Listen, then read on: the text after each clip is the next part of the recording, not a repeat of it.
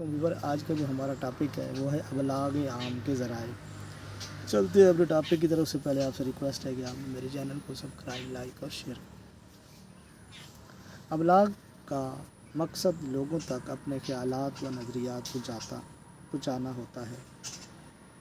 اگر لوگوں کی تعداد کم ہو تو انسان کسی بھی ذریعہ سے اپنے نظریات کا ابلاغ کر سکتا ہے، لیکن جب سینکڑوں اور ہزاروں کی تعداد میں لوگوں سے ابلاغ کرنا مقصود ہو تو اس کے لیے کسی نہ کسی مؤثر اور بڑے ذریعے کا استعمال کیا جاتا ہے، جسے انگریزی میں چینل کہا جاتا ہے۔ اور لوگوں کی کثیر تعداد سے ابلاغ کرنے کے لیے جو ذرائع استعمال ہوتے ہیں ان ذرائع کو ماس میڈیا کہا جاتا ہے۔ ماس میڈیا کو اس کی وسعت اور ساعت کے پیش نظر ابلاغ عام کے لیے بھی کہا جاتا ہے۔ ابلاغ کے ذرائع کو اس کی نوعیت اور دائرہ کار کے اعتبار سے دو حصوں میں تقسیم کیا گیا ہے۔ نمبر 1 پر ہے مطبوعہ ذرائع کے ابلاغ، الیکٹرانک ذرائع ابلاغ۔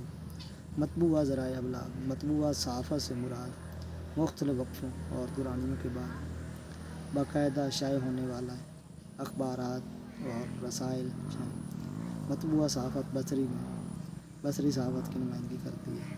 مطبوعہ صحافت کا سب سے بڑا فائدہ یہ ہے کہ اس سے کسی بھی فائدہ اٹھایا جا سکتا ہے، کیونکہ ہر وقت دستیاب ہوتے ہیں۔ انہیں ریکارڈ کے طور پر محفوظ بھی رکھا جا سکتا ہے۔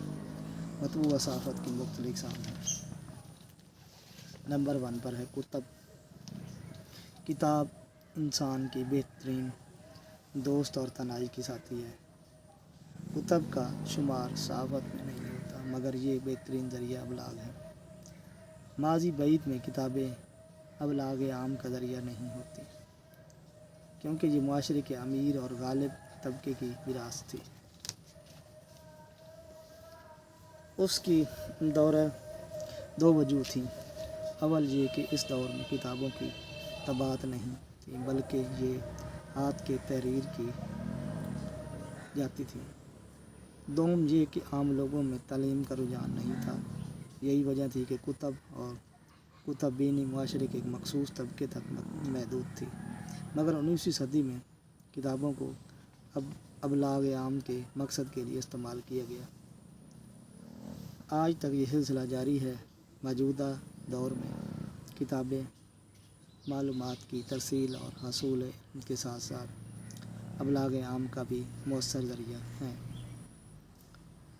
کتابیں معلومات، تاریخ، علم، ادب اور انسانی معاشرے کو تفریحی مواد کی ترسیل کا بہترین اور سستا ترین ذریعہ تصور کی جاتی ہیں۔ دوسرے ذرائع ابلاغ کے برعکس کتابوں کے مواد کو صدیوں تک محفوظ کرنا بہت آسان ہے۔ آج بھی کچھ کتابیں ایسی ہیں جو کئی صدیوں پہلے شائع یا تحریر کی گئی تھی۔ دنیا بھر میں آج تک مختلف موضوعات سے متعلق بے شمار کتابیں چھپ چکی ہیں اور روز بروز ان کی تعداد میں اضافہ ہو رہا ہے۔ رسائل ابلاغ عام کا ایسا ذریعہ ہے جو بعد ازاں روزنامے، اخبارات کی اشاعت کا سر پیش خیمہ ثابت ہو۔ تحقیق سے ثابت کیا ہے دنیا بھر میں صحافت کی ابتدا 15 روز اور 7 روزہ اخبارات و رسائل سے ہوئی، خاص طور پر متحدہ ہندوستان میں۔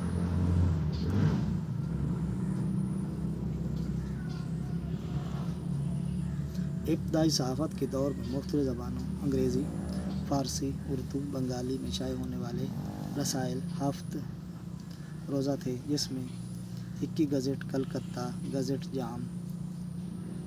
جہاں نما اور مرات الاخبار انگریزی اور اردو، فارسی اور بنگالی کے 7 روزہ رسائل تھے۔ رسائل قارئین کو مختلف واقعات کی مکمل اور جامع رپورٹ پیش کرتے ہیں۔ قارئین کے لیے رسائل دیگر مطبوعہ صحافت کے مقابلے میں زیادہ تفریح کا باعث ہوتے ہیں، کیونکہ رسائل میں خبریں، رپورٹ، فیچر، کالم، کہانیاں، لطائف، کھیل، شوز، حالات حاضرہ، اسٹرالوجی وغیرہ سے متعلق مواد شائع ہوتا ہے۔ اگرچہ کچھ رسائل مخصوص موضوعات، سائنس، شوز، میڈیکل سے متعلق معلومات کا منبع جنہیں اسپیشلائزڈ میگزین کہتے ہیں۔ تاہم دونوں طرح کے رسائل اپنے قاری کو اطلاعات و معلومات، تفریح اور تعلیم و تربیت باہم پہنچاتے ہیں۔ آج تک اتنا ہی، نیکسٹ میں